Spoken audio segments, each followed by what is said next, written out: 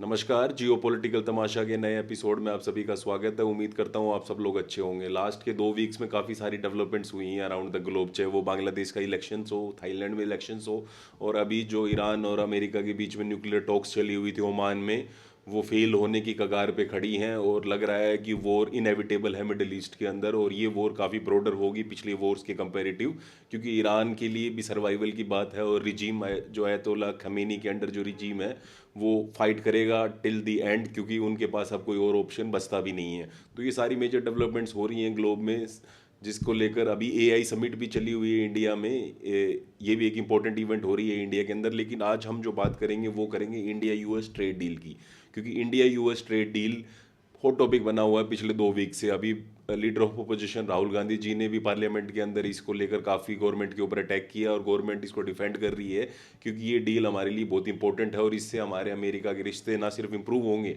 बल्कि इंडिया को एक ग्रेटर मार्केट में एक्सेस मिलेगी इंडियन प्रोडक्ट्स को। तो इस डील के प्रो एंड कॉन्स के ऊपर आज हम इसमें बात करेंगे, और इस डील के अंदर क्या है इंडिया के लिए, और क्या ये डील सच में ही सरेंडर किया है इंडिया के इंटरेस्टों को, स्पेशली फार्मर्स के इंटरेस्ट को मोदी गवर्नमेंट ने। आज हम इस वीडियो में ये डिस्कस करेंगे।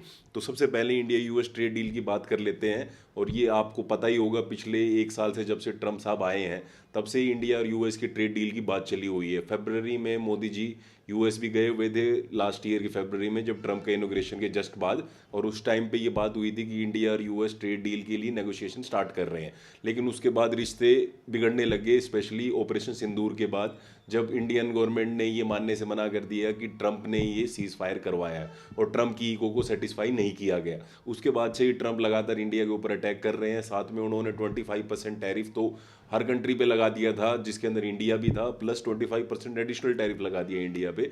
इस रीजन के कारण कि इंडिया रशिया से ऑयल इंपोर्ट कर रहा है। और जो ट्रम्प के ट्रेड एडवाइजर भी हैं पीटर नेवरोव, उन्होंने फाइनेंशियल टाइम्स में एक आर्टिकल भी लिखा था कि कैसे इंडिया रशिया से ऑयल बाय करके उसकी हेल्प कर रहा है यूक्रेन वॉर के अंदर, क्योंकि उसको फाइनेंस कर रहा है उस वॉर को। तो इंडिया के ऊपर काफ़ी सारे एलिगेशंस लगे, और इंडिया के ऊपर 50% टैरिफ लग गया, जिसके बाद इंडिया का टेक्सटाइल सेक्टर, जेम्स और ज्वेलरी वाला सेक्टर, ये वाले जो सेक्टर्स हैं या और जो एक्सपोर्ट करता है इंडिया, उनमें इंडिया को काफ़ी ज़्यादा घाटे का सामना करना पड़ा इन ट्रेडर्स को।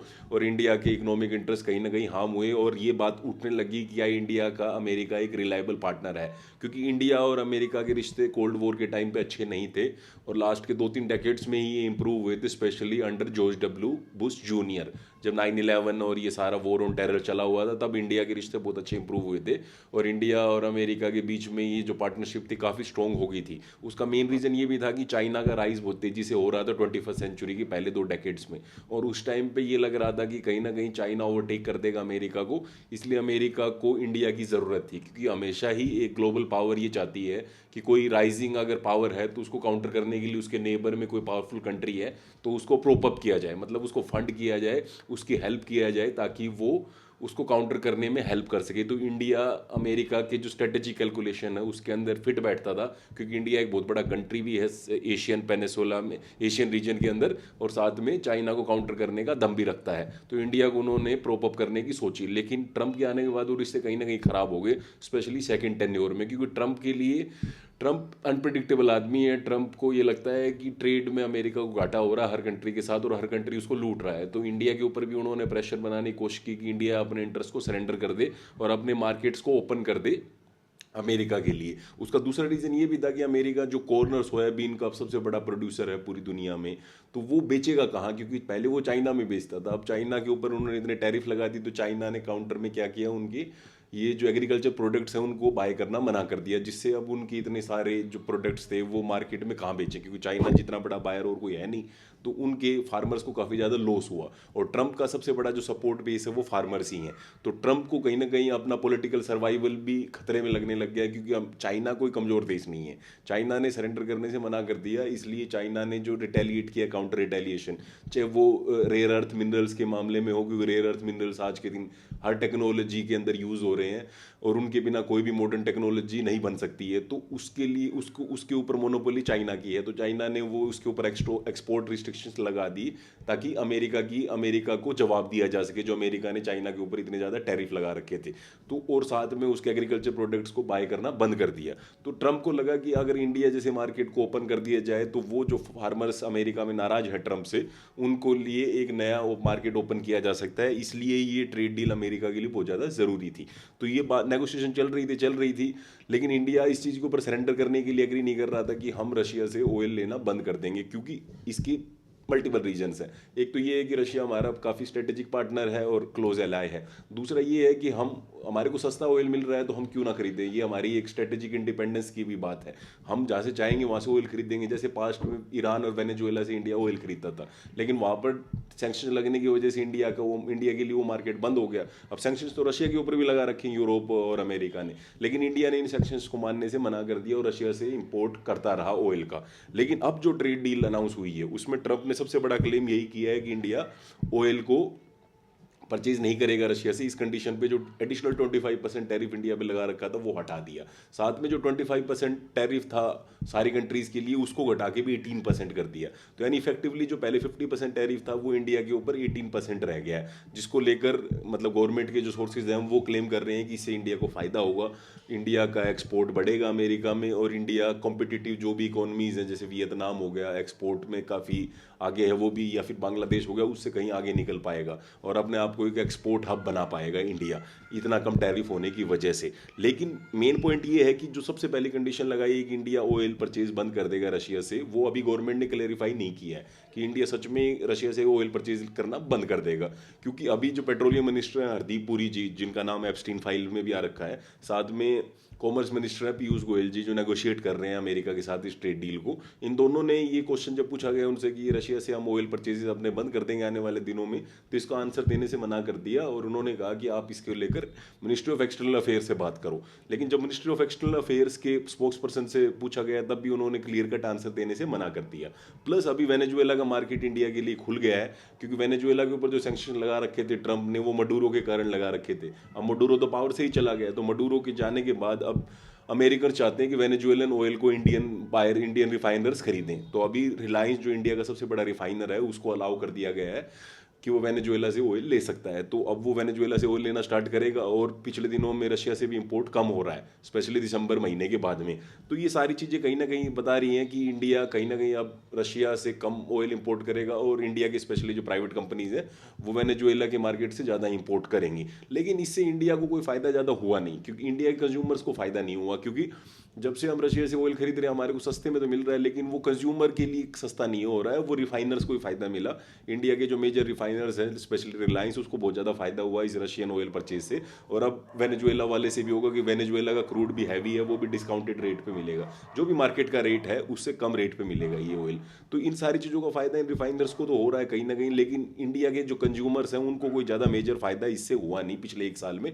उल्टा ऊपर इंडिया के एक्सपोर्टर के ऊपर 25% टैरिफ और लग गया, जिससे इतने सारे लेबर्स जो इन सेक्टर्स में काम करते थे, चाहे वो जेम्स एंड ज्वेलरीज वाले हो या टेक्सटाइल वाले हो, उनकी नौकरी के ऊपर खतरा पड़ गया। तो कहीं ना कहीं हमारे को अगर ऑयल सस्ते में मिल रहा है तो वो कहीं ना कहीं कंज्यूमर की पॉकेट्स के ऊपर भी दिखना चाहिए और उनको फायदा होना चाहिए आम आदमी को, तब जाके तो हमारे को इस लफड़े में पड़ने का फायदा है। वरना क्या फायदा अगर हम रशिया से लें या वेनेजुएला से लें, ईरान से लें, अगर उस कंज्यूमर को उससे कोई फायदा नहीं हो रहा है तो फिर गवर्नमेंट को ये फालतू के लफड़ों में पड़ने की कोई फायदा है नहीं। तो इसलिए ये जो ऑयल वाली कंट्रोवर्सी ये चलती रहेगी, और ऑयल एक हमेशा ही वोलेटाइल मार्केट रहता है किसी भी कंट्री के लिए, और इंडिया हमेशा से नेट ऑयल इंपोर्टर रहा है। तो इंडिया को हमेशा ही अपने स्ट्रेटेजिक गेन्स को देखते हुए ऑयल इंपोर्ट करना चाहिए, और हम रशिया को ऐसे बीच मझदार में नहीं छोड़ना चाहिए, क्योंकि रशिया भी हमारा बहुत इंपॉर्टेंट कंट्री है। तो कंप्लीट ऑयल आने वाले दिनों में हम शट नहीं करने वाले ऑयल इंपोर्ट्स रशिया से, लेकिन वो कम करेंगे, ये बात क्लियर है कि गवर्नमेंट को ये डील करना बहुत ज़्यादा ज़रूरी था। वरना मोदी जी के लिए आने वाले दिनों में और ज़्यादा दिक्कतें होती डोमेस्टिक पॉलिटिकल फ्रंट पे, क्योंकि अपोजिशन बहुत ज़्यादा अटैक कर रहा है मोदी के ऊपर, क्योंकि मोदी अपने आप को ग्रेट डील ब्रेकर पोर्ट्रे करते हैं ग्लोबल स्टेज पे, और वो कहते हैं कि इंडिया को हम विश्व गुरु बना रहे हैं। लेकिन अमेरिका ने जिस हिसाब से पिछले एक साल में इंडिया के साथ रिएक्ट किया, इंडिया को टारगेट किया, उसके बाद कहीं ना कहीं मोदी की इमेज कमजोर हो रही थी, इसलिए ये डील बहुत ज़्यादा मोदी जी के लिए ज़रूरी थी। तो ऑयल वाला मामला अभी भी कंफ्यूजन है, वो आने वाले दिनों में उसको लेकर क्लैरिटी होगी। दूसरा सेक्टर है टेक्सटाइल सेक्टर, क्योंकि टेक्सटाइल सेक्टर इंडिया में एग्रीकल्चर सेक्टर के बाद सबसे ज़्यादा बड़ा एम्प्लॉयर है और ज़्यादातर लोग उसमें ही काम करते हैं। इंडिया के लाखों लोग टेक्सटाइल सेक्टर में काम करते हैं और इंडिया अप्रोक्सीमेटली हर साल 10 से 11 बिलियन डॉलर का टेक्सटाइल एक्सपोर्ट करता है अमेरिका के अंदर, जो कि हो जाता है इंडियन करेंसी में 90,000 करोड़ रुपए इसके अप्रोक्सीमेटली। तो ये टेक्सटाइल सेक्टर के ऊपर अगर 18% टैरिफ अब रह जाएगा तो वो टेक्सटाइल सेक्टर हमारा कॉम्पिटिटिव हो जाएगा कंपेरेटिव टू वियतनाम, जिसके ऊपर 19% लग रहा है, या बांग्लादेश, तो उनके ऊपर अपने से ज़्यादा टैरिफ है, तो इसलिए इंडिया को इस डील से फायदा होगा। ये है गवर्नमेंट के सोर्सेज के अकॉर्डिंग। लेकिन अभी एक बांग्लादेश के साथ भी डील साइन की है मोदी जी ने, ना सॉरी अमेरिका ने, और इस डील के अंदर ये है कि वो उसके ऊपर 0% टैरिफ लगाएगा उसके एक्सपोर्ट्स के ऊपर टेक्सटाइल के बांग्लादेश के, अगर बांग्लादेश रो कॉटन और यार्न अमेरिका का यूज करेगा, तो अमेरिका के जो फार्मर प्रोड्यूस कर रहे हैं उसको, तो यानी इंडिया के ऊपर 18% टैरिफ इंडिया के टेक्सटाइल एक्सपोर्ट्स के ऊपर जो यूएस में जा रहे हैं, और अगर बांग्लादेश के ऊपर 0% होंगे तो कहीं ना कहीं बांग्लादेश का प्रोडक्ट बिकेगा अमेरिका के मार्केट में, और इंडियन टेक्सटाइल प्रोड्यूसर्स को बहुत ज़्यादा बड़ा लॉस होगा इससे। और दूसरा लॉस ये भी होगा कि इंडिया बांग्लादेश में बहुत ज़्यादा अपना रो कॉटन और यार्न को एक्सपोर्ट करता है, तो वो भी अब बंद हो जाएगा, क्योंकि अगर बांग्लादेशियों को ये लगेगा कि अगर अमेरिकन फार्मर्स का कॉटन यूज़ करके ही हमारे को 0% एक्सपोर्ट टैरिफ लग रहा है हमारे ऊपर 0%, तो हम उसको लेते हैं, इंडिया वाला क्यों लेंगे, क्योंकि इंडिया वाला खरीदेंगे, ऊपर से फिर अमेरिका में 19-20% हमारे को एक्सपोर्ट ड्यूटी पे करना पड़ेगा। तो इससे बेटर है डायरेक्ट अमेरिका के फार्मर से ही कॉटन लें और उनको एक्सपोर्ट करें, जो फिनिश प्रोडक्ट बना के उसके ऊपर 0% टैरिफ लगेगा। तो कहीं ना कहीं इंडिया के लिए ये भी खतरे वाली बात है कि इंडिया का तो एक जो रो कॉटन एक्सपोर्ट था बांग्लादेश में, वो खतरे में पड़ जाएगा। साथ में इंडिया जो इतना बड़ा टेक्सटाइल हब है और इतना एक्सपोर्ट करता है टेक्सटाइल को अमेरिका के मार्केट में, वो अपना कॉम्पिटिटिव एज खो देगा कंपेरेटिव टू बांग्लादेश या फिर वियतनाम या फिर और चाइना जैसी कंट्रियों के आगे। तो टेक्सटाइल में भी अभी क्लियरिटी नहीं, आने वाले दिनों में क्लियरिटी होगी, पर अभी जो डील के हिसाब से लग रहा है उससे इंडिया को टेक्सटाइल सेक्टर में भी घाटा ही होगा। जो पहले इंडियन टेक्सटाइल सेक्टर पिछले 1 साल से घाटा सह रहा है, वही सेम कंटिन्यू करेगा। तीसरा ये है कि अभी ट्रंप ने ये भी बोला है कि इंडिया अगले 5 साल में $500 बिलियन के प्रोडक्ट्स बाय करेगा अमेरिका से। तो ये बहुत बड़ा अमाउंट है, क्योंकि इंडिया कहाँ से बाय करेगा इतना प्रोडक्ट, और इतना अगर प्रोडक्ट बाय करेगा तो इंडिया का जो एक्सपोर्ट इंपोर्ट बैलेंस है वो कहीं ना कहीं बिगड़ जाएगा और इंडिया को घाटा होगा इस चीज़ से। तो अब ये $500 बिलियन का एक्सपोर्ट जो 5 साल में प्रोमिस किया है इंडिया ने अकॉर्डिंग टू ट्रंप, वो अगर करता है तो इंडिया के लिए बहुत ज़्यादा दिक्कत की बात है। लेकिन इंडिया ये कह रहा है कि हमने कोई कमिटमेंट नहीं की, हमने कहा है कि हम कोशिश करेंगे इसको बाय करने की। तो अगले 5 साल में देखते हैं इंडिया कैसे इंपोर्ट करेगा $500 बिलियन के गुड्स को, और करता है तो इंडियन इंपोर्ट एक्सपोर्ट बैलेंस कहीं बिगड़ ना जाए और इंडिया का फॉरेन रिजर्व कहीं ना कहीं कम हो सकता है, जिससे दिक्कत हो सकती है इंडियन इकोनॉमी के अंदर। तो ये सारी बात आने वाले दिनों में देखने वाली बात होगी। लेकिन इंडिया एक बहुत बड़ा सेमीकंडक्टर का इंपोर्टर है, इलेक्ट्रॉनिक गुड्स का इंपोर्टर है, एरोप्लेन्स इंडिया को बाय करने हैं, एनर्जी इंपोर्टर है। तो इन चीज़ों को अगर इंडिया बाय करे तो अगले 5 साल में ये टारगेट पूरा कर सकता है, क्योंकि इंडिया में बहुत सारे डेटा सेंटर्स खुलने वाले हैं आने वाले दिनों में। साथ में इंडिया बहुत सारी चिप्स और जीपीयूज, ग्राफिक प्रोसेसिंग यूनिट्स जो होती हैं एआई में यूज़ होती हैं, उसको इंपोर्ट करेगा आने वाले सालों में। तो उससे कहीं ना कहीं ये जो $500 बिलियन का टारगेट पूरा हो सकता है। वरना ऐसे टारगेट पहले ट्रंप ने पहले अनाउंस किए थे, जैसे अगर आपको याद हो सऊदी अरेबिया के क्राउन प्रिंस जब गए थे तब भी उन्होंने कहा था कि ये बहुत सारे बिलियंस ऑफ डॉलर में आर्म्स खरीदेंगे, लेकिन इतने वो खरीदने वाले नहीं है। ये सिर्फ एक मीडिया में लाइमलाइट में लाने के लिए ट्रंप को ये नंबर्स फिगर्स थ्रो किए जाते हैं, लेकिन रियलिटी में ये फिगर्स फुलफिल नहीं किए जाते। चाइना ने भी 2020 में जब ट्रेड ट्रूस हुआ था ट्रंप 1 एडमिनिस्ट्रेशन फर्स्ट के टाइम पे और चाइना के बीच में, तब भी प्रॉमिस किया था कि हम इतने बिलियन डॉलर का गुड्स खरीदेंगे, लेकिन चाइना ने वो खरीदा नहीं, क्योंकि ये पॉसिबल ही नहीं है। तो इंडिया क्या $500 बिलियन वाली जो अमेरिका कमिटमेंट कह रहा है कि की है, वो फुलफिल करेगा या नहीं करेगा, और अगर करेगा तो कहीं ना कहीं ये सरेंडर है इंडिया के इंटरेस्टों को लेकर, क्योंकि इंडिया इतना इंपोर्ट कहाँ से करेगा, ये हमारा ट्रेड बैलेंस बिगाड़ देगा अमेरिका के साथ आने वाले सालों में। और फाइनल जो सेक्टर है जिसको लेकर बहुत ज़्यादा कंट्रोवर्सी चली हुई है, ऑयल, टेक्सटाइल, और ये $500 बिलियन तो है ही कंट्रोवर्सी में। साथ में एग्रीकल्चर और डेयरी सेक्टर को लेकर भी काफ़ी बातें चली हुई हैं कि एग्रीकल्चर और डेयरी सेक्टर, क्योंकि इंडिया की सबसे बड़ी बैकबोन यही है और इंडिया कभी भी एग्रीकल्चर और डेयरी सेक्टर को खोलेगा नहीं, और इंडिया ने खोला भी नहीं है इसके अंदर। चाहे वो कॉर्न हो, चाहे वो सोयाबीन का मामला हो, चाहे वो डेयरी प्रोडक्ट्स हो, इंडिया इंपोर्ट नहीं करेगा और उसके ऊपर जो टैरिफ है वो नहीं घटाए हैं। लेकिन अमेरिका ने एक इनडायरेक्ट रास्ता ढूंढ लिया है इंडियन मार्केट में घुसने का। अब वो कैसे ढूंढा है, जैसे इंडिया ने जीएम क्रॉप्स को बैन कर रखा है। अमेरिका में सारे जीएम क्रॉप्स होती है, जेनेटिकली मॉडिफाइड क्रॉप्स, तो उसमें जो वो कॉर्न हो, जो सोयाबीन हो, वो जीएम क्रॉप्स का यूज़ करके ही, जीएम जो सीड्स होता है उसको यूज़ करके ही वो क्रॉप को प्रोड्यूस करते हैं अमेरिका में। तो इंडिया ने उसको बैन कर रखा है और अभी भी वो बैन कंटिन्यू है। दूसरा ये है कि वहाँ पर जो फीड दिया जाता है एनिमल्स को, डेयरी प्रोडक्ट्स जो बनाते हैं वो एनिमल से, उनको जो फीड दिया जाता है उसमें कहीं ना कहीं नॉन वेजिटेरियन डाइट होती है उनकी एनिमल्स की। तो वो कहीं ना कहीं इंडिया के रिलीजियस सेंटीमेंट्स को भी हर्ट करेगा, क्योंकि बीजेपी अपने आप को हिंदुत्व पार्टी पोर्ट्रे करती है। तो वो अगर प्रोडक्ट इंडिया में अलाउ करती है तो कहीं ना कहीं रिलीजियस सेंटीमेंट भी इंडिया के हर्ट होंगे। इसलिए इन सेक्टर्स को इंडिया नहीं खोल सकता है। लेकिन इंडिया ने इनडायरेक्ट वे से उनको अलाउ कर दिया है। जैसे अगर हम सोयाबीन नहीं खरीद सकते हैं तो सोयाबीन का एक बाय प्रोडक्ट होता है जिसको बोलते हैं DDGS, dry distilleries grain solubles, तो वो इंडिया में अलाउड कर दी हैं। तो अब ये जो फीड है, फीड मतलब जो बाय प्रोडक्ट है सोयाबीन का, सोयाबीन से पहले एथेनॉल बनाते हैं या कॉर्न से जो एथेनॉल बनाते हैं, उसका जो बाय प्रोडक्ट बचता है उसको DDGS बोलते हैं। तो वो फीड में यूज़ होता है एनिमल के, तो वो इंडिया में अब इम्पोर्ट अलाउ कर दी है। उसके ऊपर टैरिफ और काफ़ी घटा दिए इंडिया ने, रिड्यूस या एलिमिनेट करने का प्रोमिस किया है। तो इससे इंडिया में DDGS काफ़ी ज़्यादा इम्पोर्ट होगा काफ़ी मात्रा में, जिससे जो एनिमल सेक्टर, एनिमल फार्मर्स हैं या एनिमल हस्बेंड्री सेक्टर में या पोल्ट्री सेक्टर में या फिर एक्वा सेक्टर में जो काम करते हैं, उन फार्मर्स को बहुत ज़्यादा फायदा होगा, क्योंकि उनको फीड सस्ते रेट्स में मिलेगा इंडियन फीड्स के मुकाबले। जो इंडियन फीड होता है वो और DDGS जो है, उन दोनों कंपेयर करें तो DDGS सस्ता पड़ता है फीड के पैसों के मामले में कंपेरेटिव टू इंडियन फीड, जो इंडिया के लोकल प्रोसेसर्स इस फीड को तैयार करते हैं एनिमल्स के लिए। तो ये DDGS सस्ता पड़ेगा, और इसकी क्वालिटी, इसमें प्रोटीन कंटेंट भी ज़्यादा होता है कंपेरेटिव टू इंडियन फीड। तो ये कहीं ना कहीं डेयरी सेक्टर में या फिर जो एक्वा फार्मर्स हैं उन सबको फायदा मिलेगा, ये जो DDGS आएगा इससे। साथ में दूसरा है रेड सोरगुम, जिसको जवार भी बोलते हैं। तो जवार के ऊपर भी हमने घटा दिया, ये भी एनिमल्स के फीड में यूज़ होता है। तो ये भी अब इसके ऊपर भी टैरिफ कम कर दिया है, जिससे इंडियन क्या नाम है डेयरी फार्मर्स को और एक्वा फार्मर्स को काफ़ी ज़्यादा फायदा होने वाला है। लेकिन घाटा किसको होने वाला है? घाटा होने वाला है सोयाबीन फार्मर्स को और उन प्रोसेसर्स को जो इन सोयाबीन ऑयल निकालते हैं और जिससे जो बाकी बचता है बाय प्रोडक्ट उसको फीड के रूप में बेचते हैं इंडियन डेयरी फार्मर्स को या एक्वा फार्मर्स को। तो उनको बहुत ज़्यादा भारी लॉस होने वाला है इससे, और साथ में प्रोसेसिंग इंडस्ट्री को लॉस होने वाला है इन फार्मर्स के साथ में। तो सोयाबीन ज़्यादा, जैसे मध्य प्रदेश में ही मेजोरिटी इंडिया का होता है, तो वहाँ पर फार्मर्स को आने वाले दिनों में काफ़ी ज़्यादा लॉस सहना पड़ सकता है इस ट्रेड डील के अंडर। और दूसरा है प्रोसेसिंग जो इंडस्ट्री है उसको घाटा होगा, क्योंकि अगर प्रोसेस्ड वहीं से फीड आ जाएगा तो प्रोसेसिंग इंडस्ट्री को भी काफ़ी ज़्यादा घाटा होगा। तो यानी इनडायरेक्ट एक सर्किट ढूंढ लिया गया। अगर डायरेक्टली अमेरिकन प्रोडक्ट्स सोयाबीन हो गए, कॉटन हो गए, उनको इंडियन मार्केट में नहीं लाया जा सकता है या फिर डेयरी प्रोडक्ट्स को नहीं लाया जा सकता, तो इनडायरेक्ट वे से जो वो रेड सोरगुम हो, चाहे वो फीड हो एनिमल्स के लिए, जो कि बाय प्रोडक्ट ही होता है इन जीएम क्रॉप्स का ही, या फिर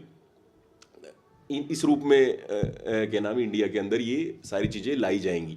तो कुल मिला के बात ये है कि इंडिया US ट्रेड डील जो है उसमें अनसर्टेनिटी और अनक्लियरिटी बहुत ज़्यादा है, और गवर्नमेंट का जो स्टैंड और गवर्नमेंट के जो मिनिस्टर स्टैंड ले रहे हैं उसकी वजह से ये जो एक डर का माहौल लगा लो या एक कन्फ्यूजन का माहौल जो इंडिया में हो रखा है, और जिसको अपोजिशन टारगेट कर रही है गवर्नमेंट को, कह रही है कि मोदी ने सरेंडर कर दिया है, उसका कारण ये है कि गवर्नमेंट अभी तक क्लैरिफाई नहीं किया है। कि जैसे जब जॉइंट स्टेटमेंट आई है उसमें ये बोला है कि इंडिया एलिमिनेट करेगा या रिड्यूस करेगा टैरिफ्स के रेड सोरगुम के ऊपर, DDGS के ऊपर जो ड्राई डिस्टिलरीज ग्रेन सोल्यूबल्स हैं, या फिर अदर कॉमोडिटीज़ को। तो अब इसमें अदर कॉमोडिटीज़ कौन सी हैं वो क्लेरिफाई नहीं किया है, और वो अगले महीने ट्रेड एग्रीमेंट साइन होगा, जो उसका ऑफिशियल डॉक्यूमेंट है वो अगले महीने साइन होगा। पीयूष गोयल जी जो कॉमर्स मिनिस्टर हैं वो अमेरिका में जाकर इस एग्रीमेंट को साइन करेंगे अमेरिकन काउंटर पार्ट के साथ मिलके।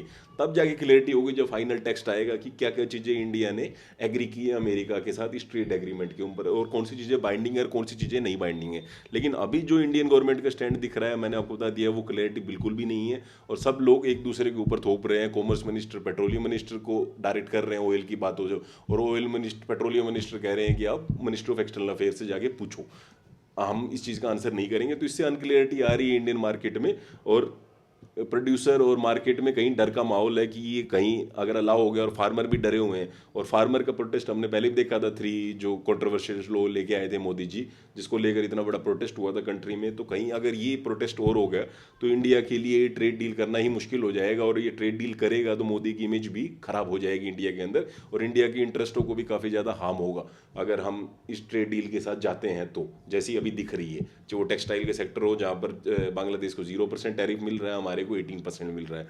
चाहे वो एग्रीकल्चर सेक्टर हो, चाहे वो डायरेक्टली आप नहीं ला सकते हो, लेकिन इनडायरेक्ट वे से सोयाबीन फार्मर्स को या जो प्रोसेसर्स हैं इंडिया के अंदर छोटे छोटे एमएसएमई सेक्टर में, उनको कहीं ना कहीं बहुत भारी घाटा हो सकता है इससे। या फिर $500 बिलियन का जो ये प्रॉमिस है कि इतने गुड्स हम 5 साल में अगले में खरीदेंगे, ये भी इंडिया के लिए घाटे का सौदा ही होगा। तो ये ट्रेड डील काफ़ी कन्फ्यूजन क्रिएट कर रहा है, और इसको लेकर हम एक वीडियो और बनाएंगे आने वाले दिनों में जब ये फाइनल डॉक्यूमेंट तैयार हो जाएगा। लेकिन अभी जो ग्राउंड पे दिख रहा है, मैं फाइनली फिर से बोल रहा हूँ, ये कहीं ना कहीं इंडिया के लिए वन साइडेड डील लग रही है, जिसमें अमेरिका को ज़्यादा फायदा हो रहा है और इंडिया को कम फायदा में हो रहा है। क्योंकि अगर इंडिया को ट्रेड डील से तब फायदा होता जब अमेरिका में जो H1B1 वीज़ा के ऊपर भी जो रिस्ट्रिक्शन लगाई वो घटाते हैं, क्योंकि हमारे इतने एम्प्लॉय वहाँ पर काम करते हैं हर साल, प्रोफेशनल्स IT प्रोफेशनल जाते हैं काम करने के लिए। तो वो H1B वीज़ा पे को रिलेक्शन से नहीं मिली। एक हायर एक्ट भी लेके आए थे पिछले साल, वो भी अभी तक विड्रॉ नहीं किया उन्होंने। तो ये कहीं ना कहीं इंडिया को स्पेसिफिकली टारगेट कर रहे हैं, इंडिया की IT इंडस्ट्री को टारगेट कर रहे हैं। उसके बदले में हमारे को क्या मिल रहा है? क्या हमारी ए सेक्टर में ग्रोथ के लिए अमेरिका हेल्प करेगा? नहीं कर रहा है। आगे करेगा वो क्लियर नहीं है, लेकिन अभी तो कोई हेल्प कर नहीं रहा है। तो इंडिया को मिल क्या रहा है इस डील से, अभी तक ये क्लियर नहीं है, और मोदी जी इस चीज़ को क्लियर भी नहीं कर रहे हैं, जो कि एक बहुत ज़्यादा शर्म की बात है। तो गवर्नमेंट को बड़ा ही अपना क्लियर स्टैंड दिखाना चाहिए और फार्मर्स को एक्सप्लेन करना चाहिए कि इस ट्रेड डील में उनके लिए क्या है, क्या फ़ायदा हो सकता है, वरना कन्फ्यूजन और बढ़ती जाएगी और ये कहीं ना कहीं प्रोटेस्ट का रूप ले लेगी आने वाले दिनों में। Thank you.